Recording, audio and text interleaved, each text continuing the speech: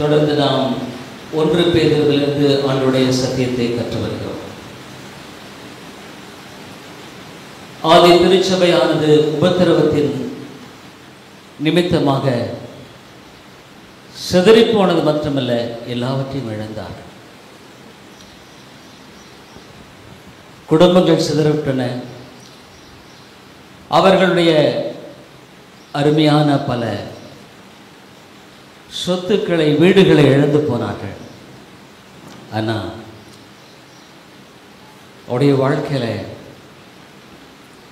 அது ஒரு பெரிதாக காணவில்லை. அவர்கள் இந்த காரியத்தை எவ்விதமாக நோக்கி பார்த்திருக்க கூடும் என்பதை பார்க்கும் பொழுது, ஆண்டவருடைய அனுமதி இல்லாமல், அவருடைய திட்டம் இல்லாமல் இந்த காரியம் எங்களுக்கு நேரிடவில்லை.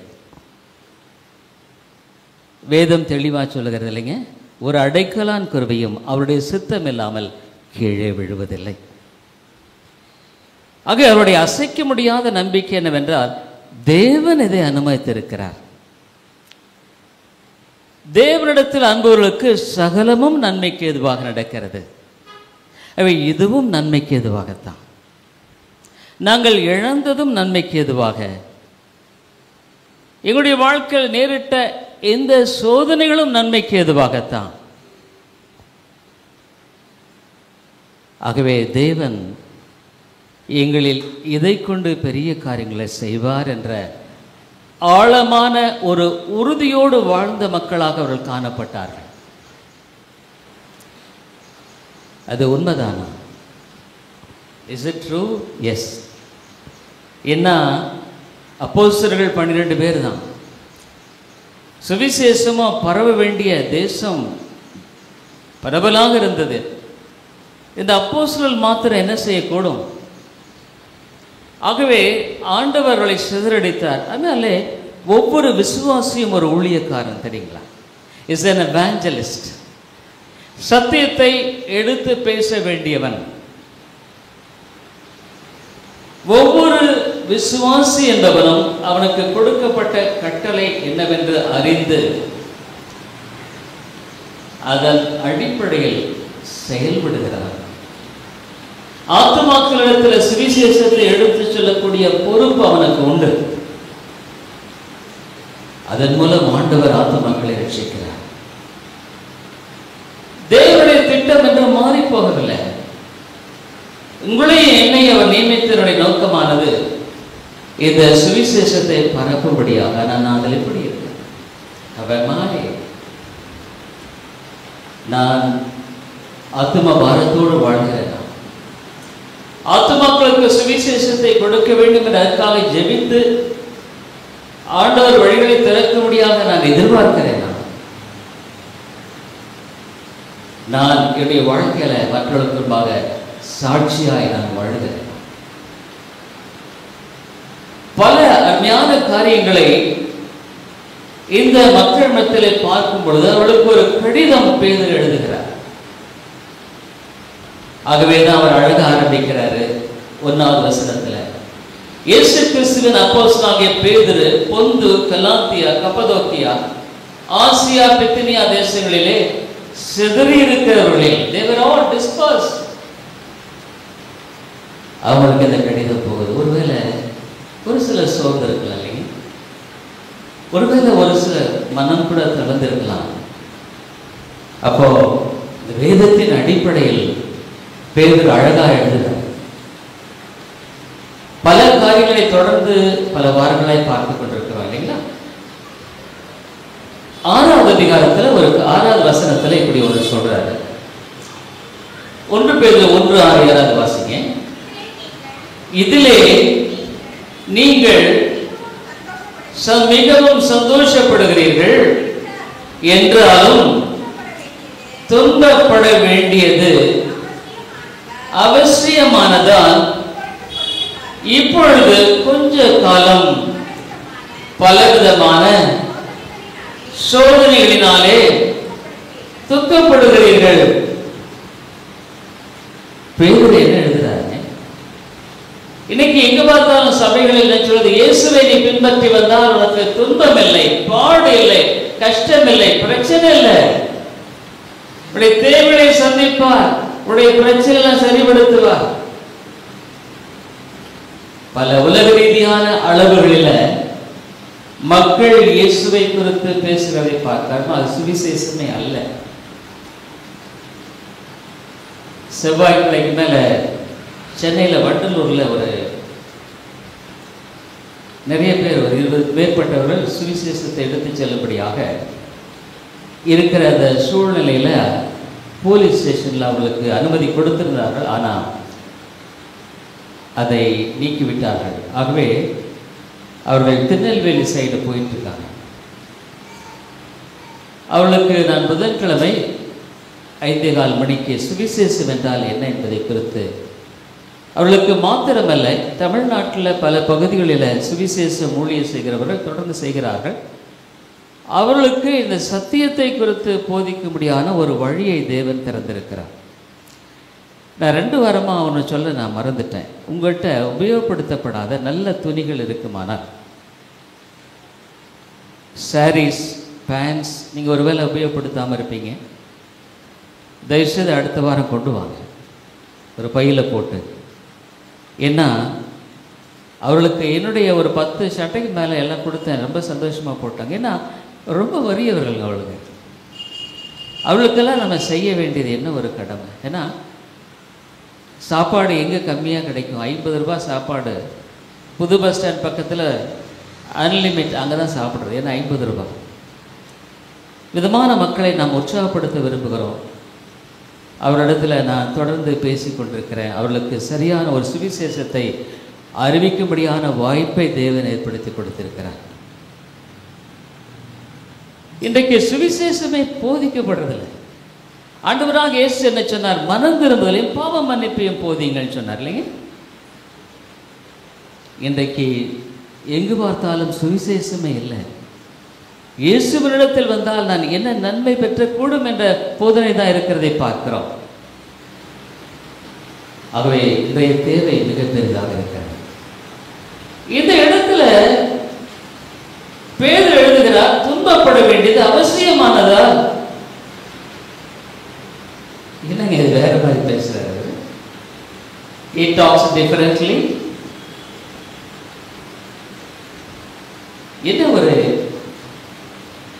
என்ன through manifold temptations it is needed.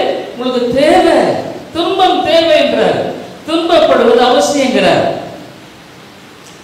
இன்னைக்கு உங்கள் மத்தியில் பேசும்படியான தலைப்பு என்னன்னா, கிறிஸ்தவ வாழ்க்கையில் துன்பங்களே.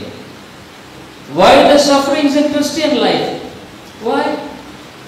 நிறைய பேர் என்ன சொல்றாங்க? இயேசுவை தானே நம்புறேன், எனக்கு ஏன் கஷ்டம், எனக்கு ஏன் பாடு, எனக்கு ஏன் இந்த இழப்பு, எனக்கு ஏன் இந்த மரணம், எனக்கு ஏன் இந்த வியாதி, எனக்கு ஏன் இந்த பிரச்சனைகள்? துன்பத்தை ஏன் ஆண்டவர் அனுமதிக்கிறார்? Why God allows sufferings in a believer's life? இந்த கேள்வி பல விசுவாசிகளை வருத்துகிறது. நான் இயேசுவை நம்புகிறேன், அப்படி இருந்தும் ஏன் நான் இன்னும் துன்பப்பட வேண்டும்? இல்ல, நான் இயேசுவை தானே நம்பினானே, எனக்கு பிரச்சனை. அதனால யாருக்கு பேதர் எழுதுகிறாரோ அந்த மக்கள் கடும் துன்பங்கள், நிந்தனைகள், உபத்திரங்களை சகித்துக் கொண்டிருந்த கிறிஸ்தவர்கள் இவர்கள். அவர்கள் ஒருவேளை குழப்பமடைந்து ஊக்கமிழந்து விசுவாசத்தை விட்டுவிட தூண்டவிடப்பட்டிருப்பார்கள். ஐயோ எல்லாத்தையும் இழந்துட்டமே. அப்பதான் எழுதுகிறார், துன்பப்பட வேண்டியது அவசியம். சத்தியத்தை சத்தியமாக தான் பேதுரு போதிக்கிறார். இன்னைக்கு சத்தியத்தை சத்தியமாய் போதிப்பது ரொம்ப அநேகர் இல்லை. ஒரு காரியத்தை நீ தெரிந்துவிடும், துன்பங்கள் தேவனுடைய தண்டனைகள் அல்ல. Sufferings are not the punishment of God. அவை அப்ப எதுக்காக? நம் நம்பிக்கையை சோதித்து வலுப்படுத்தவும் புடவிடும் அக்னியாகவும் அதை ஆண்டவர் உபயோகப்படுத்துகிறார். துன்பத்தை உன்னுடைய வாழ்க்கையில உன்னுடைய விசுவாசத்தை பலப்படுத்தும்படியாக உபயோகப்படுத்தப்படுகிற கருவி.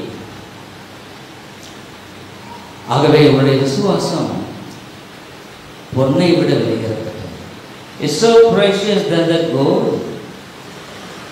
இந்த 3 காரியங்களை மக்கள் நான் சொல்றேன். இதன் அடிப்படையில்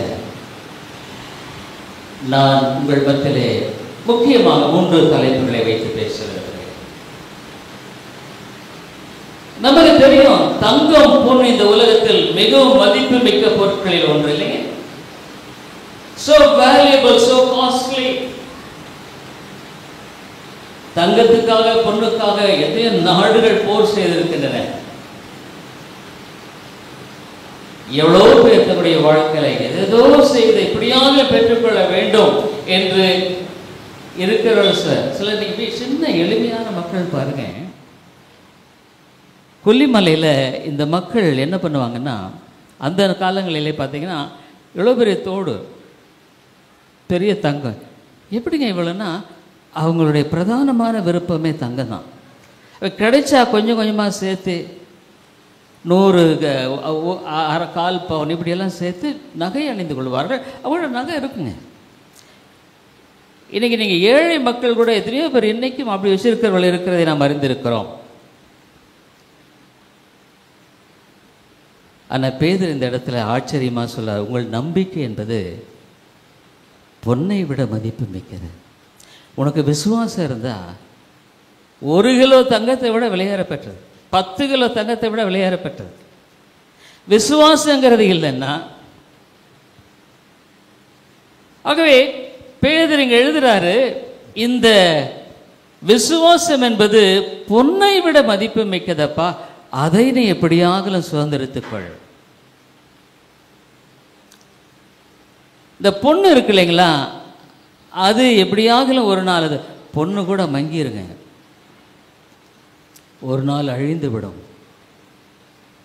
சில சமயத்தில் புதைபொருள் ஆராய்ச்சிகளில் தோண்டும் பொழுது பார்த்தா தங்க காசு அங்கே பானையில் வைத்திருப்பார்கள். விசுவாசம் என்றென்றும் நிலைத்திருக்கும். ஏன்னா இந்த விசுவாசத்தின் மூலம் உடைய வாழ்க்கையில் இயேசுவோடு நீ இணைந்து விடுகிறாய். You are united with Jesus. The soul spiritual person, ஆவிக்குரிய நபரான இயேசுவோடு கூட பொன்னின் மூலமாக நீ இயேசுவோடு இணைய முடியாது. விசுவாசத்தின் மூலமாக நீ இயேசுவோடு இணைகிறாய். உனக்கு ஒரு நித்திய வாசல் திறக்கப்படுகிறது. An eternal path is open for me, for you.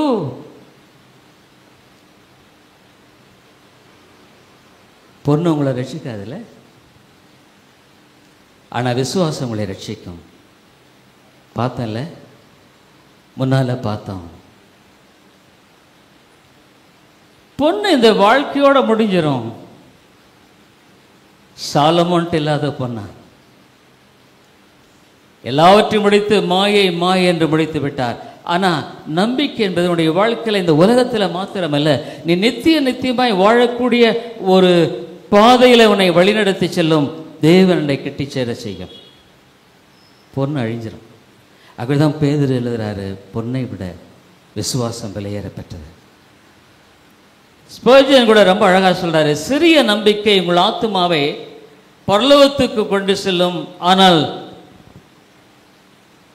பெரிய நம்பிக்கை விசுவாசம், சிறிய நம்பிக்கை உங்கள் ஆத்துமாவை பரலோகத்துக்கு கொண்டு செல்லும். சரியா கவனிங்க, சின்ன விசுவாசம் உங்கள் ஆத்துமா பரலோகத்துக்கு கொண்டு போய் சேரும். பெரிய விசுவாசம் பரலோகத்தை உங்களுக்குள் கொண்டு வந்துவிடும். என்ன ஆச்சரியமா இருக்கு இல்லைங்க? சிறிய விசுவாசம் என்பது நம்முடைய வாழ்க்கையில பரலோகத்துக்கு கொண்டு செல்லும் நிச்சயமா. ஆனால் பெரிய விசுவாசம் என்பது பரலோகத்தையே உங்களுக்குள்ளாய் கொண்டு வந்து விடும். ஆகவே தான் இவர் சொல்றாரு, மகிழ்ச்சி. இந்த காலையில் உன்னை பார்த்து நான் கேட்குறேன், உன்னுடைய வாழ்க்கை எப்படி இருக்கு? சந்தோஷமா இருக்கா? மகிழ்ச்சி இருக்கா? உன் குடும்பத்தில் மகிழ்ச்சி இருக்கா? உன்னில் சந்தோஷம் இருக்கா? இல்லைன்னா கர்த்தர் உன்னோட தான் பேசுகிறார். God speaks to you. நான் பேசலை, ஆவியானவர் பேசுகிறார். நான் இங்கே பலிபீடத்து பிரசங்க பீடம் வரும் பொழுது, ஆண்டவரே நான் அல்ல, நீர் பேசும். கொஞ்சம் நம்பிக்கை உன்னை பரலோகத்துக்கு கொண்டு செல்லும். ஆனால் ரொம்ப நம்பிக்கை விசுவாசத்தை பரலோகத்தை உனக்குள்ளே கொண்டு வந்து செல்லும். அப்புறம் என்னங்க?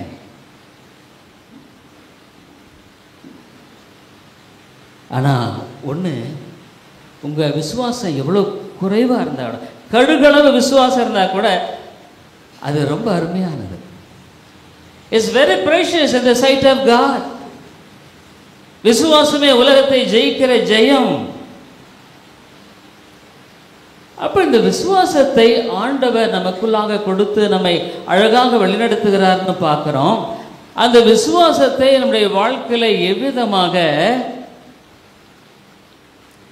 தேவன் பிரவேசிக்க பண்ணுகிறார், எவ்விதமாக அதில் நாம் வளர செய்கிறார், எவ்விதமாக அதில் நாம் ஊன்றிக்கொண்டு இந்த உலகத்தில் எல்லாவற்றின் மத்தியிலும் வெற்றியாய் வாழ செய்கிறார். ரெண்டாவது தலைப்பு அதான். முதலாவது, இந்த நம்பிக்கை விசுவாசங்கிறது பொன்னை விட சொல்லப்போனால் இஸ் இன்கம்பேரபிள். நீ அதனை ஒப்பிடவே கூடாதுங்க, ஒப்பிடவே முடியாது. ஏன்னா நீ முழுக்க முழுக்க ஒரு 500 பவுன் தங்க போட்டால், நகையை போட்டால் உன்னால் தாங்க முடியுமா? பொண்ணு ஆசையாக தான் இருக்குது. பாவம், ஒரு 1000 கிலோ கொண்டாந்து ஒரு டன்னு வச்சுட்டா என்ன அவன் இல்லை? சில சமயம் சில பெண்கள் நான் பார்த்துருக்கேன். நான் மல்லூர் இருக்கிறப்ப ஒரு அம்மா, பக்கத்து வீட்டில் ஒரு செட்டியார் அம்மா,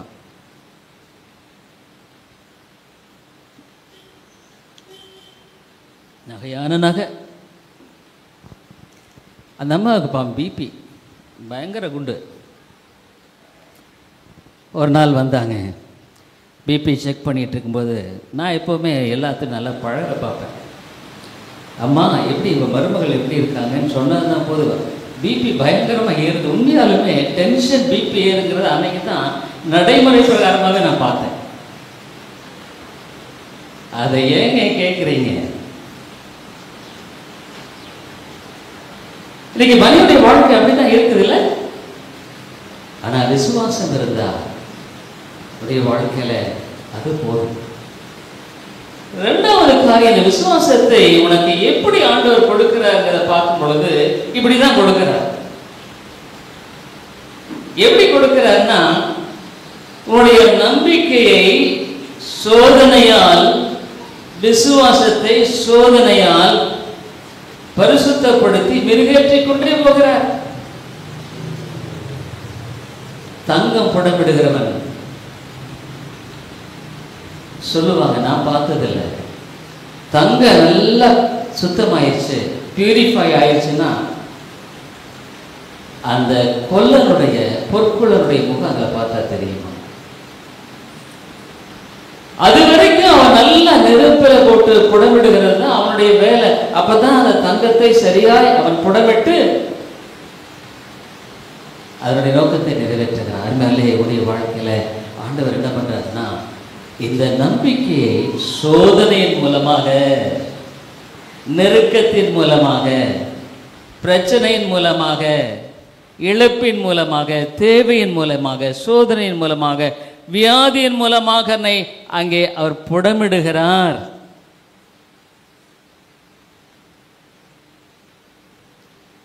ஆமாங்க, எனக்கு விசுவாசம் மட்டும் வேணும், சோதனையை வேண்டாம் நீங்க சொல்ல முடியாது. ஏன்னா ஒவ்வொரு விசுவாசிக்கும் இது ஆண்டு துன்பப்பட வேண்டியது அவசியமானதால் இந்த பேதுரு எழுதுறாருன்னா அவ்வளவு ஆழமான ஒரு அர்த்தத்தை இந்த இடத்துல வச்சுதான் அவர் பேசுறார்.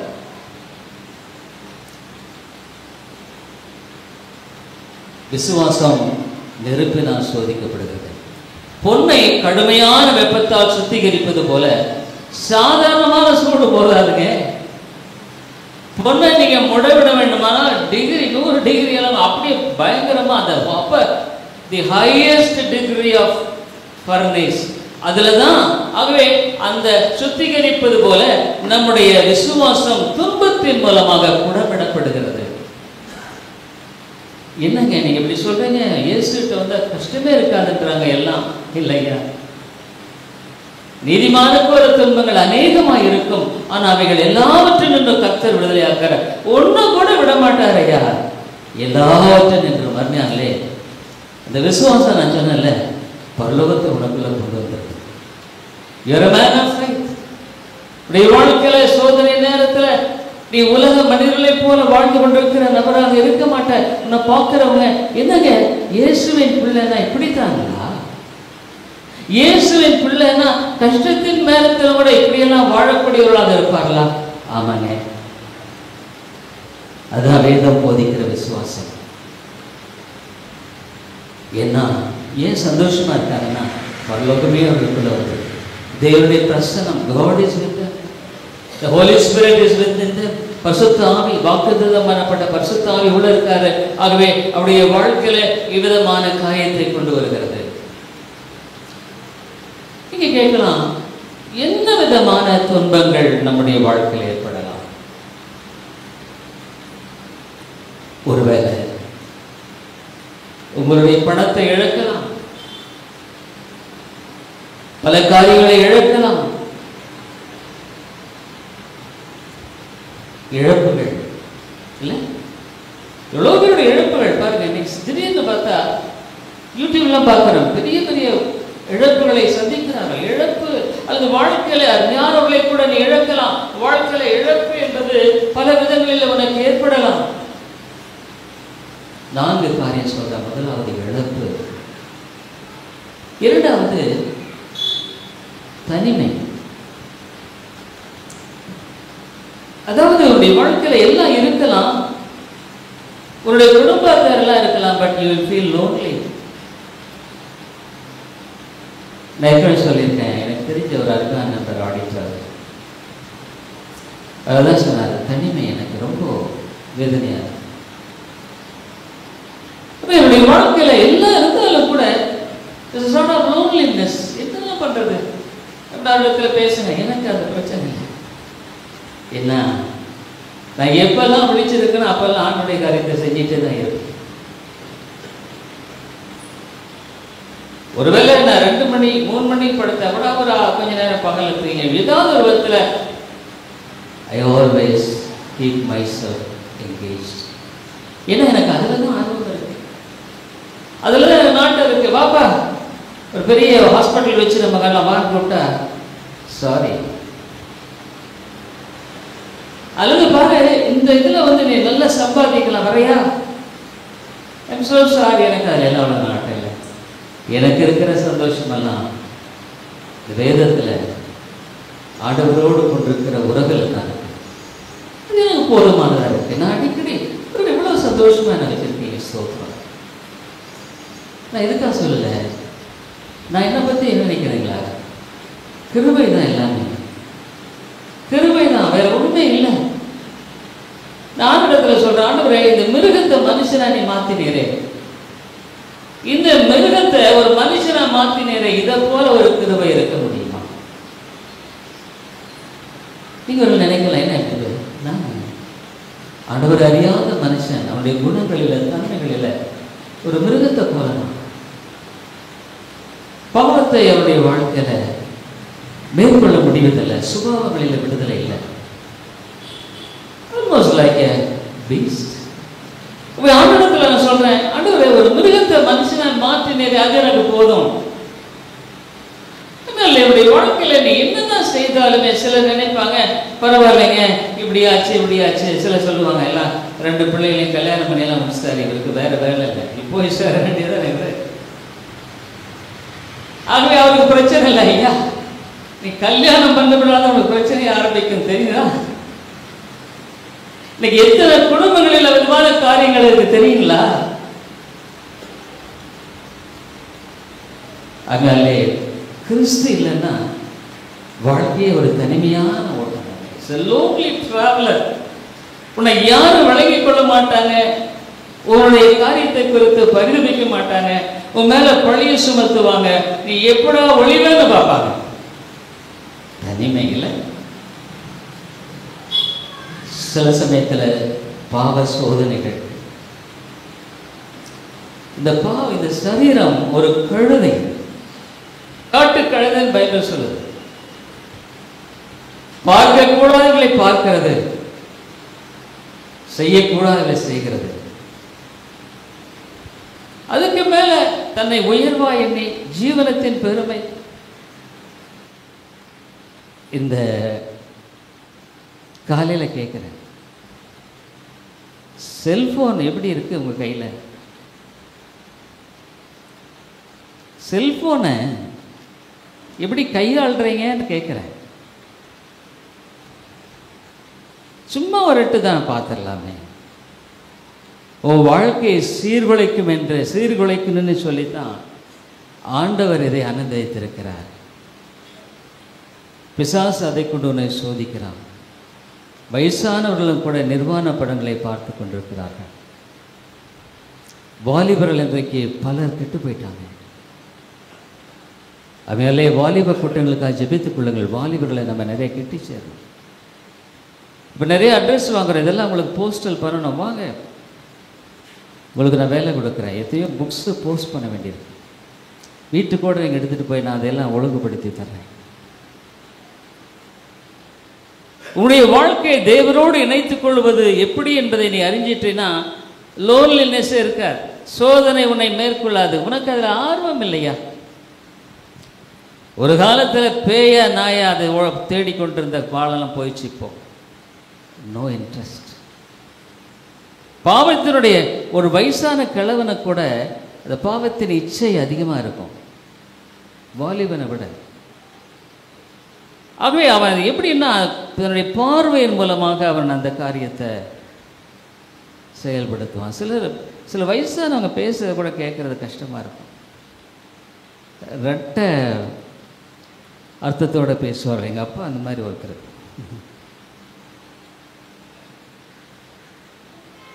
ஆனால் ஒரு கிறிஸ்தவர் ஆனார். ஆனால் எந்த அளவுக்கு அவரே ஏன்னா அவரெல்லாம் ரொம்ப ஸ்டான்ச்சுன்னா அந்தளவுக்கு அவர் இறங்கி வரக்கூடிய நபர் அல்ல. ஆனால் எப்படியோ போய் பக்கத்தில் சர்ச்சில் அவங்க பேப்டிசம் எடுத்து சர்ச்சுக்கு ஒழுங்காக போயிட்டு இருந்தார். அவர் 2001 தான் இறந்தார். சர்ச்சுக்கு எங்கள் அம்மா 2 பேரும் போயிட்டு இருந்தாங்க. பல சோதனைகள் வருங்க. உனக்கு சோதனை என்பது நிறைய வரும். நீ எதிர்பாராத சோதனை வரும், எதிர்பாராத விபத்து வரும். எம்ஜிஆர் ஒரு தடவை கீழே விழுந்துட்டார். அப்பெல்லாம் ஆர்த்தோபெடிக் சர்ஜரி எல்லாம் பெருசாக அளவில் இல்லை. அவருக்கு ட்ரீட்மெண்ட் எவ்வளோ காலம் தெரியுங்களா? 1 இயருங்க. 1 வருஷம் நடக்கல. அவர் 1 வருஷம் அதை நினச்சா அதை கூடி இருக்கணும். அந்த படி அவ்வளோதான் ட்ரீட்மெண்ட் இருந்தது. இப்போ அப்படி கிடையாது. ஸ்க்ரூஸ் எல்லாம் போட்டு எல்லாம் ஃபிட் பண்ணிடுறாங்க. உடைய வாழ்க்கையில் எதிர்பாராத விபத்துகள், சோர்வுகள், தளர்வுகள், ஆபத்துகள், விபத்துகள் என்ன வேணாலும் நேரிடலாம். உன்னை விலகி செல்லும்படியாக, தேவனை விட்டு விலகி செல்லும்படியாக எப்பொழுதும் பிசாசு உங்கள்கிட்ட கொண்டு வந்துகிட்டே இருப்பான். பணாசை எல்லாத்தையுமைக்கு வேற பணம் தேவைதான். ஆனால் அதுக்கு நான் அடிமைப்பட முடியாது. அடுத்தவருடைய வாழ்க்கையில் உபத்திரவங்கள், சரீர வியாதிகள். எனக்கு தெரியும், என்னுடைய நண்பன் நான் அடிக்கடி சொல்கிறேன், கண் ஆப்ரேஷனுக்கு போனோம். நாங்கள் அப்போ ரொம்ப நல்ல படிப்பாக, அதனால் அவரோட எனக்கோட தொடர்பு இருந்தது. இப்போ தொடர்பு இருக்குது. கண் ஆப்ரேஷன் போன இடத்துல அங்கே பெரியார் நகர் தாதகாப்பட்டி பக்கம் அவர் வீடு, ஒரு ஹவுசிங் போர்டில் வீடு, அவர் கல்யாணம் ஆகல. அங்கே ட்ராப்ஸ் விடுறதுக்கு ஒருத்தர் பக்கத்தில் குடியிருந்தாருன்னு நினச்சி அவருக்கு வந்து விடுறதுக்கு நல்லா இருக்குன்னு சொல்லி அந்த இடத்துல குடியேறினார். ஒரு நாள் திடீர்னு சுவிட்ச் போனப்போ விழுந்துட்டார். ஹிப் போன் ஃப்ராக்சர் ஆயிடுச்சு. கமலா ஹாஸ்பிட்டலில் கொண்டு போய் பண்ணாங்க. ஃபிசியோதெரப்பி அவர் சரியாக பண்ணாம விட்டார். எவ்வளோ சொல்லி கேட்கல, ரொம்ப பிடிவாதமானவர் அவர். இன்னைக்கு வரைக்கும் பெட்டில் தான் இருக்காங்க.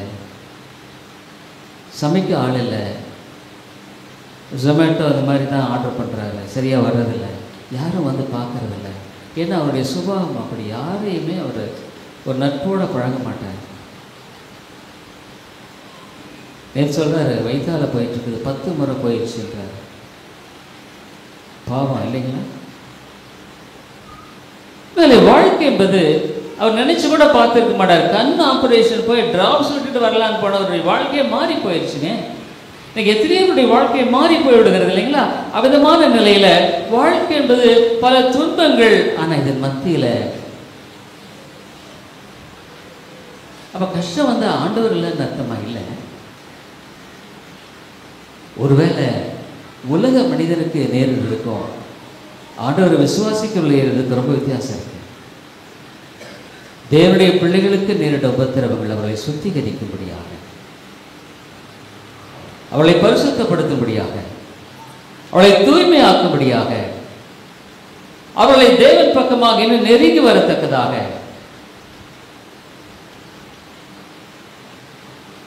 அதனாலே ஆண்டவர் அறியாதவர்களுக்கு வேற, ஆனால் தேவனுடைய பிள்ளைகளுக்கு எந்த ஒரு உபத்திரம் நன்மைக்கு எதுவாக. ஒரு சின்ன காரியம் நம்ம எதிர்பார்க்க நடக்கலையா, அவருடைய வார்த்தையை நான் சார்ந்து கொள்வேன். சகலமும் நன்மைக்கு நடக்கிறது என்று ஆண்டவர் சொல்லியிருக்காரு. ஸ்பர்ஜன் ரொம்ப அழகா சொல்றாரு, நீங்கள் உழைக்களத்தின் வழியாக செல்லும் போது நினைவில் கொள்ளுங்கள், நினைச்சுக்குங்க, தேவன் கடிகாரத்தை கவனித்துக் கொண்டு வெப்பத்தை கட்டுப்படுத்தும் கருவியில் தம் கரத்தை வைத்திருக்கிறார். சோதனைக்கு மேல உன்னை சோதிக்க விடவே மாட்டார். உன்னை ரொம்ப ரொம்ப பார்த்துட்டு இருப்பார். சோதனை உன்னை அழிக்கும்படியாக அல்ல, உன்னை உருவாக்கும்படியாக உபயோகப்படுத்துகிறார். சோதனை உன்னை முற்றுமாக நிர்மூலமாக்கும்படியாக அல்ல, உன் வாழ்க்கையில வாழ்கிற வாழ்க்கையின் கலையை கற்றுக்கொள்ளும்படியாக, இயேசுவை போல மாற்றும்படியாக. இதுக்கு மேல என்னங்க வேணும்? இதுக்கு மேல என்ன வேணும்? இந்த வேதம் ரொம்ப சுருக்கமா சொல்லிடுச்சு. முதலாவது தேவனுடைய அவருடைய ராஜ்யத்தை தேடு, மற்ற எல்லாம் உனக்கு சப்ளை ஆயிடும். Put God first and everything will be added accordingly. இதுதாங்க சூத்திரமே.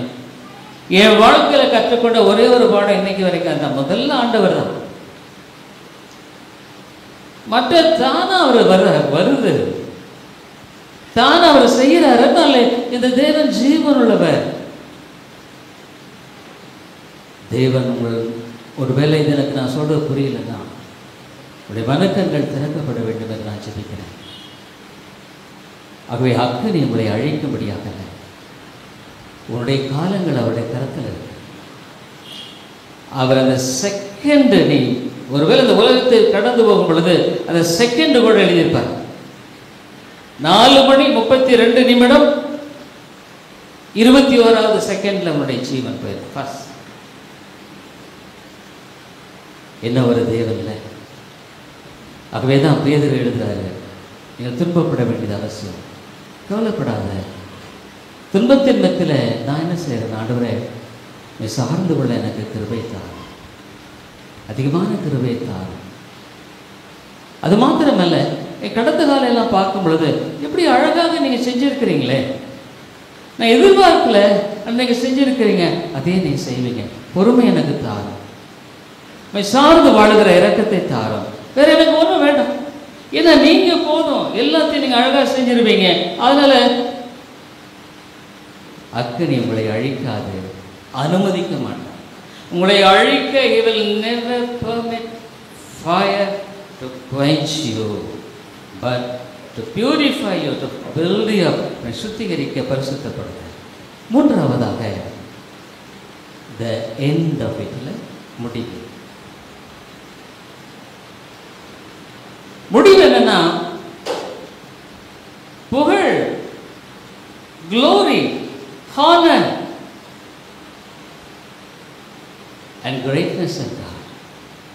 பேதுரு எழுதுறாரு, இயேசு கிறிஸ்து வெளிப்படும் போது புகழுக்கும் மகிமைக்கும் கனத்துக்கும் உரியதாக காணப்படுவதற்காக ஆண்டவர் என்ன பண்றாருன்னா, உன்னை பாருங்க, உனக்கு இன்னும் அழகான காரியங்களை சேர்த்து வைக்கிறதுக்காக தான் கொடுத்துருக்காரு. சோதிக்காம இருந்தா இக்காலத்து பாடுகளை நீ வரப்போகிற மகிமைக்கு ஒப்பிடப்படத்தக்கவைகள் அல்ல. நீ படுற பாடுக்கு எல்லாமே ஆண்டவராக பல மடங்கு ஆசீர்வாதத்தை வைத்திருக்கிறார். அதை விட என்னங்க, துன்பத்தின் மத்தியிலும் ஆண்டவரை சார்ந்து வாழுகிறதுல ஒரு தனி இன்பம் இருக்கிறது. A special joy. ஆகவே எழுதுறாரு, இது எல்லாமே கனத்துக்கும் மகிமைக்கும் உரியதாக இருக்கிறது. அவர் வரும் பொழுது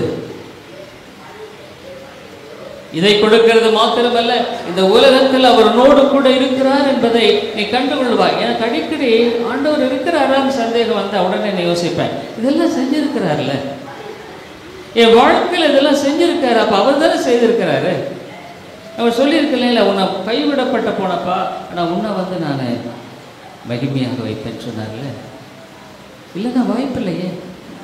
ஏன்னா நான் எத்தனையோ வழிகளை தவறி போயிருந்திருப்பேன், எத்தனையோ வழிகள் என்னுடைய வாழ்க்கையாக சீரழிந்து போயிருக்கோம். இதெல்லாம் தடுத்துட்டாரு ஆண்டவரே, என்ன அப்படியெல்லாம் தடுத்துட்டீரு. இல்லைன்னா ஒருவேளை ஒரு சின்ன திருப்பம் போது என் வாழ்க்கையை அழிச்சிருக்கோம். இன்னைக்கு எத்தனையோ பேருடைய வாழ்க்கை அப்படி அழிஞ்சது தெரியுங்களா? ஒரு சின்ன திருப்பம்.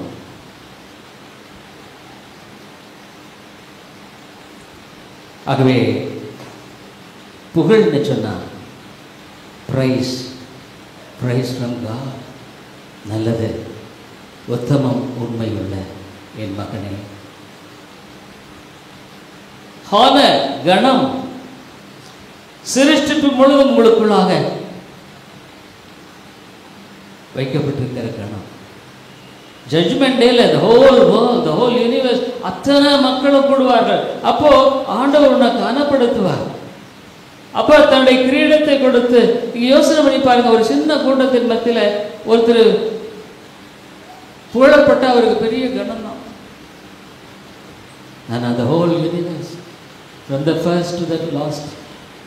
நான் ஒருவேளை கட்டுக்கதை சொல்ல நினைக்கிறேன், என்னுடைய கண்கள் திறக்கப்படும் பொழுது தான் இதை நான் பார்க்க முடியும். இல்லைன்னா இது பைத்தியமாக தான் தோன்றும், பைத்தியமாக தான் தோன்றும். அதனால வாழ்க்கையில் நீ தேவனிடத்தில் மகிமை, நித்தியமான வெற்றி. ஒரு போர் வீரன் தன்னுடைய நாட்டுக்காக கஷ்டப்படுறான், காயமடைகிறான், சில உறுப்புகளை கூட எழுதுறான். ஆனால் வெற்றிக்கு பின்பாக அவனை கனப்படுத்துகிறாங்க. நம்ம நாட்டில் விதமாக கனப்படுத்துகிற ஒரு காரியத்தை விதமாக நாம் பார்க்கிறோம். உடைய வாழ்க்கையில் இதெல்லாம் வீணா போகல, புகழ்ச்சிக்கும் கனத்துக்கும் மகிமைக்கும் உரியதாக இருக்கிறது. ஒரு கிறிஸ்தவ பெண் தன்னுடைய வாழ்க்கையில் சிறு வயதில் தன்னுடைய கணவரை எழுந்துட்டாங்க. உண்மை நிகழ்வு. அவளுக்குள்ள ஒரு பெரிய கேள்வி, ஏன் ஆண்டவரை உண்மை நான் பின்பற்றின பொழுது? ஆனால் பிற்காலத்தில் அவர்களுக்கு கொடுக்கப்பட்ட ஊழியமே அவங்கள போல இளம் வயதில் விதவையான பல மக்களை சந்தித்து ஆண்டவரிடத்தில் அவர்களை வழிநடத்தினார்கள். God's plan is so beautiful. இல்லை ஞான சோனேஸ்வரி, ஆண்டவர் உனக்குன்னு ஒரு பெரிய நோக்கத்தை வைத்திருக்கிறார். God has got a plan for me. நம்பிக்கை நேரம் ஆயிடுச்சு. உன் வாழ்க்கையை நீ எப்படி வாழ்ந்து கொண்டிருக்கிறாய்? Is there a meaning? ஆண்டவருடைய வாழ்க்கையில் ஒருவேளை இந்த நேரத்தில் கஷ்டத்தின் வழியாக நீ கடந்து போறியா? ஒருவேளை அப்பக்கமா அவர் எழுத்துக்கொள்ளணும் தான் சொல்றார். நீ ஒருவேளை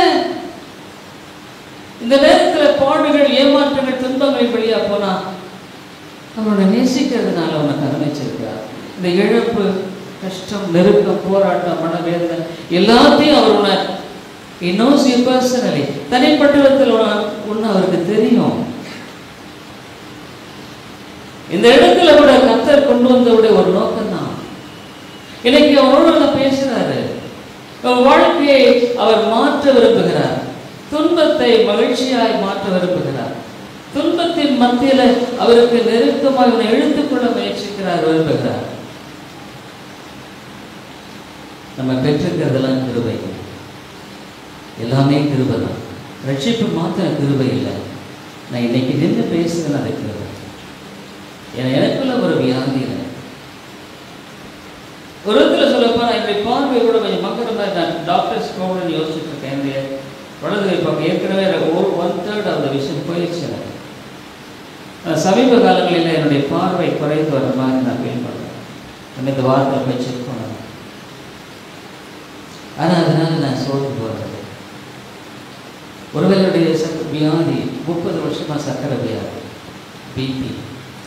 என்னுடைய பிபியின் மூலமாக கொஞ்சம் ஹார்ட் கூட என்லார்ஜ் ஆகிருக்கு இருக்கும். அது ஏன்னா 30 years பிபி இருந்தால் கம்ப்ரெஷன். ஆனால் இது என்னை மணிபடமாக்க மனமடிவாக்குகிறதில்லை. ஒரு சில நேரமும் என்னை சோர்ந்து போகாமல் பலப்படுத்துகிறார். என்னால் நான் அதில் அவருடைய கிருபை, கல்வாரி அப்படின்னா ஆண்டவரே உண்மை தெரியாமல் நான் வாழ்ந்துட்டு இருக்கிறேன். எனக்கு கஷ்டம் வரும்போது அங்கலாய்க்கிறேன், மற்றவர்களை குறைபட்டுக் கொள்ளுகிறேன், சூழ்நிலையை குற்றப்படுத்துகிறேன், அவங்க மேலே பழி சுமத்துகிறேன். அதனால தான் எனக்குன்னு சொல்கிறேன். இல்லை ஆண்டவர், அப்படி நீ கையாண்டா இன்னும் டென்ஷன் ஆயிடுவேன், இன்னும் ரொம்ப மன சோர்ந்து போயிடுவேன், இன்னும் பிரச்சனைக்கு மேலே பிரச்சனையில் போவேன். ஆண்டவரே இதை கடந்து போக பலனுக்காக, ஞானத்தோடு கலந்து போட பலனுக்காக கல்வாரி என்றவா. ஒருவேளை நீ ஆண்டவருக்கு ஒப்புக்கூடாத ஒரு வாழ்க்கை வாழ்ந்துட்டு இருப்பேனா, சிலுவை என்றது பாவியாக எங்கள் கிருபையாக, பாவியாக எங்கள் கிருபையாக. ஒரு குடும்பத்தில் ஒரு மனுஷன் உண்மையாலுமே ரட்சிக்கப்பட்டு இருப்பான். அந்த குடும்பத்துக்கு இருக்கிற நம்பிக்கை மிக பெருசாதான். அவன் தேவனோடு தொடர்பு கொண்டவன், தேவனிடத்தில் ஜெபிக்கிறான், இந்த குடும்பத்துக்காக ஜெபிக்கிறான். அதனாலே உனக்கு தேவனுடைய பாதுகாப்பு இல்லைன்னா அவருடைய வேலி அழைத்து பாதுகாக்க விரும்புகிறார். கல்வாரி என்றவா அவனை தாழ்த்து, இயேசுவே எனக்கு இறங்கும் என்று சொல். சில நேரத்தில் ஒரு வாழ்க்கையை மாற்றுவார், ஒரு சூழ்நிலைகள் மற்றெல்லாவற்றையும் மாற்றி உடைய வாழ்க்கையில் அவ்வளவு அழகான ஒரு வாழ்க்கையை கட்டும். ஜெபிப்போம். நம்மளாண்டவரே, கிறிஸ்தவ வாழ்க்கையில் துன்பங்கள் ஏன் என்ற கேள்வி இன்றைக்கு அநேகர்களுக்கு இருக்கத்தான் செய்யும். ஆனால் என்னை இன்னும் சுத்திகரிக்கவும் உமக்கு நெருக்கமாய் கொண்டு வரவும் என்னுடைய வாழ்க்கையில் இவைகளெல்லாம் அனுமதிக்கிறேன் என்று அறியாமல் எத்தனை வழிகளில் அங்கலாய்க்கிறோம், எத்தனை வழிகளில் சூழ்ந்து விடுகிறோம், எத்தனை வழிகளில் குழப்பம் அடைந்து விடுகிறோம், எத்தனை வழியில் மற்றவர்களை குற்றம் சாட்டி அவர்களோடு கூட நாங்கள் ஆண்டவரை சண்டையிடுகிறோம். தனிமை வாழ்கிறது. வாழ்க்கையின் காரியங்களெல்லாம் என்னை இன்னும் நிர்பந்தமாகும். ஆண்டவரை தர்மையான மக்களை பாரு, எனக்கு தெரியாது, உங்களுடைய நிலை எனக்கு தெரியாது. ஆண்டவரை நேரம் இருக்கிறேன், அவரோடு நீ பேசி இருக்கிறேன். தொடர்ந்து பேசு. இயேசுவை நாம் ஜெபிக்கிறோம். நல்ல பிதாவே, ஆமென்.